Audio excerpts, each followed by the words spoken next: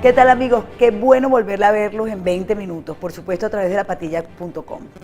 Y Maduro quiere ahora hablar, debatir sobre el tema de la corrupción. Y uno entiende inmediatamente sus intenciones cuando escucha lo siguiente. Se los leo. Hay una Venezuela buena y nueva que está muy por encima de la ambición y la perversión de la élite corrupta de la derecha amarilla. Es decir, amigos de 20 minutos, lo que quiere Maduro es precisamente hablar de Mardo o de López, pero nada que hablar de la corrupción roja rojita. Por ejemplo, él no quiere tocar para nada las confesiones de Maclet. ¿Recuerdan? El que está acusado de narcotráfico y que dijo precisamente que él financiaba a funcionarios del gobierno, militares, ministros, gobernadores y hasta diputados. Y por supuesto tampoco quieren investigar lo que dijera Ponte a Ponte, en el sentido de que todos los viernes se reunían en Miraflores para ver a quién iban a fregar. Eso no lo discuten.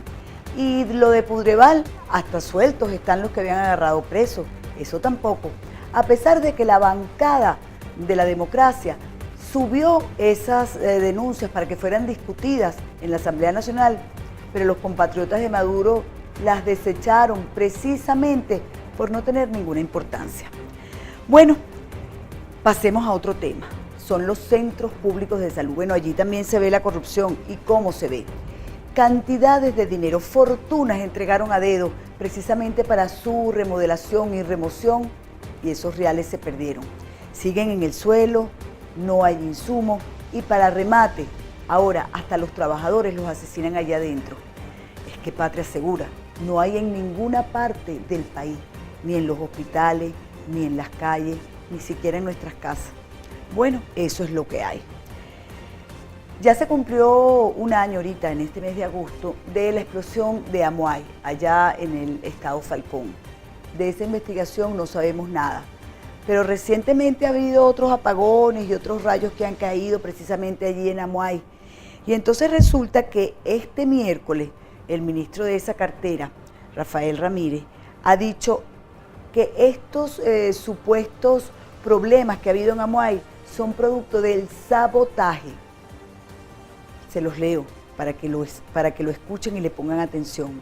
Ha dicho Rafael Ramírez, hemos podido detectar y detectamos en los últimos eventos sabotaje directo. Nuestros técnicos de algunos de los eventos que han ocurrido en Amuay han detectado y ya está comprobado que no hubo falla ni nada por el estilo, sino un sabotaje directo sobre nuestras instalaciones. Cabe preguntarnos dónde está la investigación precisamente de la de Amuay y de estos últimos. ¿No fue que votaron hace más de 10 años a 23.000 trabajadores de PDVSA y que ahora todos los que están son rojos rojitos? ¿El sabotaje entonces es de quién? Póngase cómodo, porque en breve vamos a estar conversando con Paola Bautista de Alemán. Ella es una de las directivas de la Asociación Civil Forma. Ya volvemos. Efectivamente, tenemos ya aquí con nosotros a Paola Bautista de Alemán. Ella es de la Asociación Civil Forma, una asociación precisamente que forma líderes. Cuéntanos un poquito de eso. Con este programa nosotros hemos recorrido el país. El año pasado llegamos a 1.510 jóvenes de 9 ciudades, bueno, en todo el territorio nacional. Y nuestra formación se centra fundamentalmente en las virtudes cardinales, es decir, las virtudes o las fortalezas que tiene que tener un político para resistir a un tipo de régimen que no es democrático cuando queremos llevar o restituir en el país la libertad. Son seminarios cortos. ¿Cuáles son esos puntos cardinales? Bueno, las virtudes cardinales son justicia, templanza, prudencia y fortaleza. Son nuestras las virtudes cardinales. La virtud fundamental del político es la prudencia. ¿En qué consiste la prudencia? El primer paso de la prudencia es conocer. Lo primero que tiene que hacer el político es conocer la realidad, qué es lo que nosotros nos enfrentamos, cuál es el diagnóstico. Y luego la prudencia está en el actuar. Conviene actuar, no conviene actuar. Muchas veces nosotros, y en el caso de la Venezuela de hoy, muchas veces decimos, bueno, mejor no lo hacemos porque nos da miedo, porque sí, porque no. Muchas veces la prudencia significa eso, significa actuar, significa ver, y de hecho lo propio del político es eso, es la acción. Pero fíjate, por ejemplo, nosotros, creo que el 16 y el 17 de abril, los venezolanos en su mayoría estábamos dispuestos a defender unos resultados electorales. Pero el dirigente mayor, el candidato, nos dijo que no, que eso era un peligro, que había una emboscada. Y desde ese día yo pienso personalmente que el país se inmovilizó, se quedó como quieto. Y el gobierno avanza, ahora quiere una ley habilitante para tener todos los poderes del señor Maduro, ahora habla de la corrupción cuando la mayor corrupción está en este gobierno, bueno, y nos han ido como cercando y cercando y cercando. Yo comprendo lo de la prudencia, pero el que quiera ser un líder tiene también que movilizar a la gente, no dejarla encerrada en su casa. Sí, o sea, comentar, ponerse en los zapatos de Enrique Capriles es muy difícil, ¿no? Yo no hablé de nadie en particular. Bueno, nuestro líder, o sea, sí. del líder de la oposición, es verdaderamente complicado. Yo sí creo que para la sociedad entera es importante que no perdamos la esperanza. O sea, que efectivamente eso fue una decisión que se tomó en determinado momento, pero saber que mientras el gobierno más ataca y más se cierra la bóveda del miedo, es decir, mientras más vemos cerca esto que tú estás describiendo y que nosotros lo vivimos en carne propia, saber que hay que dar testimonio de lucha y que lo peor que puede pasar es que se piense que la aplanadora revolucionaria pasa y que la sociedad venezolana permanece indolente frente a la injusticia. O sea, la indolencia frente a la injusticia que es generada por el miedo que fomenta el gobierno nos hace mucho daño a la sociedad, porque hace que nos ensimismemos y que predomine el sálvese quien pueda. Es decir, es lo propio cuando una persona tiene miedo. Cuando a ti te van a atacar, te frenas, ¿verdad? O sea, te paralizas del miedo. Y lo más natural, entre comillas, es salvaguardar tu integridad y de los tuyos. Lo mismo sucede, pero a nivel macro y social en la Venezuela de hoy. El gobierno nos ataca, nosotros nos paralizamos y lo primero que hacemos es mirar a los lados a ver cómo me protejo yo y protejo a mi familia, a lo de al lado. Y así, entonces se nos va el país. Por eso el proceso liberador o el primer paso que no solamente los políticos, sino la sociedad entera, o sea, periodistas, mamás, papás, estudiantes, empresarios, comerciantes, lo primero que tenemos que hacer es eso, o sea, ver cómo nos está afectando el miedo y si el miedo está alimentándonos el corazón de manera que podamos conocer bien la realidad, porque el miedo nubla el juicio. O sea, cuando tú tienes miedo es difícil ver bien la realidad. Fíjate, tú dijiste hace un ratico hay que tener un testimonio de lucha. Pero es que pareciera que a la única lucha que nos llaman es a la lucha de ir a votar. Y a mí me parece muy bien, hay que ir a votar, yo soy una demócrata, creo que hay que votar, pero es lo único a lo que nos convocan. Y pienso también que, cómo no, que nosotros queremos votar, pero que también queremos defender los votos, no que nos manden a nuestras casas porque nos van a emboscar. Yo creo que hay un chantaje constante del gobierno con que nos van a atacar. Bueno, y nos van a atacar, ¿y qué? ¿Van a tener cuántos muertos a su espalda? Sí, yo creo que es importante en eso varias cosas. O sea, lo primero, es importante que en Venezuela la lucha electoral se amarre de lo que yo llamo de la agenda ciudadana o de la agenda real, porque si no, desestimulas el voto, porque hay una sensación de pragmatismo y sentido utilitario del comicio. Es decir, yo liderazgo, o sea, te llamo solo cuando necesito de ti. Y solo cuando necesito tu voto. Y me divorcio. Yo no digo que lo hagan de una manera adrede, pues, premeditada, por llamarlo de algún modo. Yo creo que es un tema estratégico y es un tema de diagnóstico. O sea, es un problema de qué es lo que yo tengo al frente. Digamos, si acá en Venezuela, y qué más quisiera yo que eso fuera así, nosotros tuviésemos un gobierno autocrático, tiránico, tradicional, o tuviésemos una democracia desgastada, perfecta esa estrategia. Porque bueno, efectivamente vienen las elecciones, nosotros votamos, auténticamente ganamos, legítimamente cobramos y se acabó esta pesadilla.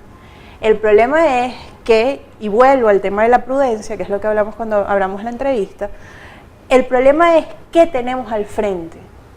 Nosotros al frente no tenemos eso, lamentablemente. Bueno, ¿Qué más? Nosotros no queremos creer que lo que tenemos enfrente es un gobierno militarista, una dictadura. O sea, aquí le ponen todos los nombres, Pero si queremos estar de acuerdo en qué es lo que no es una democracia. No es una democracia, eso es un buen punto de partida. Entonces, efectivamente, el camino electoral es el que hemos elegido, es el que ha logrado el consenso y la unión nacional, y eso es muy bueno y eso es motivo de esperanza. Pero efectivamente, como lo manifiestas tú cuando estabas hablando, es importante unir esos dos caminos y no verlos de manera antagónica ni excluyente. O sea, el voto como camino de resistencia es real siempre y cuando al momento de defender los votos, liderazgo y ciudadanía se unan, porque es que los votos obtenidos no son exclusivos del líder, son ejemplo de heroicidad de unos ciudadanos que durante muchos meses han estado luchando por conquistar voluntades. Porque es que el día de las elecciones, cuando se cierran las urnas y cuando nosotros nos montamos en moto para allá a los centros de votación a buscar las papeletas, y cuando los colectivos nos persiguen por el municipio Libertador, y cuando andamos heroicamente contra viento y marea, no es que estamos defendiendo únicamente el voto de ese líder, estamos defendiendo la democracia del país, Claro. que es distinto. Claro. La democracia que se nos agotó y la democracia que queremos recuperar para nuestros hijos. Claro. Entonces, efectivamente, acá en Venezuela hay un grito de llamado hacia la fortaleza a nivel de virtudes. Tenemos que aprender, aunque suene muy duro, tenemos que aprender a sufrir. Es decir, esto más, lamentablemente más. ¿Por qué? Porque efectivamente van a haber unas elecciones que la estrategia es plebiscitarlas. La estrategia de la oposición es convertirlas en plebiscito. Considero que es una buena decisión, pero claro, eso tiene unas consecuencias. La lucha de la campaña va a ser muy dura, como lo hemos visto. O sea, en estas últimas 2 semanas se ha destruido moralmente al principal partido de oposición que legítimamente y valientemente ha dado la lucha, que es Primero Justicia.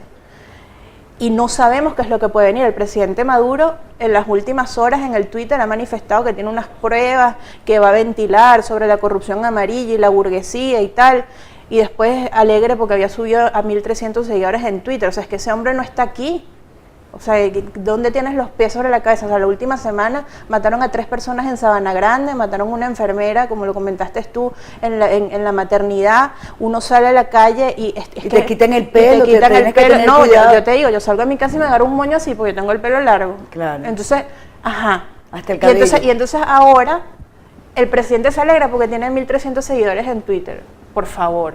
Y el vicepresidente nos dice que el que no apruebe el habilitante es porque es un corrupto. Él cree que está en tercer grado de colegio. O sea, porque digamos, ese tipo de chantaje se ve en el colegio, el que pone freno es la maestra. Entonces, este vicepresidente que vuelva a la escolaridad infantil. Paula, pero en medio de todo esto, fíjate, ellos sacan votos, y bastante. Bueno, es que este tipo de regímenes, o sea, los regímenes con rasgos totalitarios cuentan o pueden contar con apoyo popular hasta el final. Y eso no nos debe, digamos, no nos debe causar estupor. Porque es que no conocemos, o sea, acá en Venezuela se vota, pero fíjate, no se elige. Lo que sí están logrando... O sea, nosotros no sabemos efectivamente qué pasa entre la conciencia del que vota y la máquina de votación. Eso no lo sabemos. Porque nosotros no sabemos el chantaje y la presión a los empleados públicos.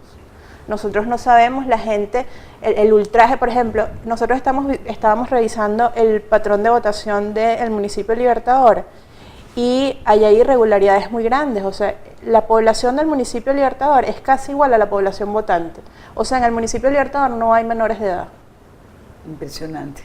Entonces tú dices, bueno, ok, entonces vamos a votar y los defensores votan, ok, vamos pero a votar. Entonces nos llaman al voto y están todavía Pero es que hay, o sea, efectivamente, hay que votar, pero hay que luchar. Claro. Hay que votar, pero también hay que luchar y efectivamente las verificaciones ciudadanas, cuando se cierran las mesas, hay que hacerlas. Si el militar no te deja quedarte, tú lucha, agarra tu cámara, toma una foto, graba, mándala. Así tengamos que transmitir desde trincheras como esta, porque nosotros estamos transmitiendo desde una trinchera. Bueno, dale, pero tenemos que seguir luchando. O sea, la desesperanza no es una opción. Qué bueno escucharte, Paola, de verdad, muchísimas gracias. Entonces tú estás completamente convencida y tu llamado es al voto el próximo 8 de diciembre. Mi llamado es al voto, pero al voto no divorciado de la lucha diaria. O sea, todos los días hay que luchar. Toda opción de acoso es una opción de resistencia, de dejar en evidencia la naturaleza del régimen.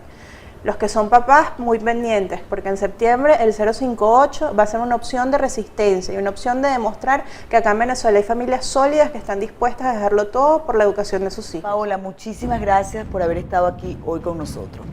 Amigos, con ustedes, bueno, quiero decirles que nos volvemos a ver el 19 de septiembre. Voy a tener unos compromisos fuera del país, pero el jueves 19 estoy de nuevo con todos ustedes en 20 minutos a través de lapatilla.com. Hasta entonces.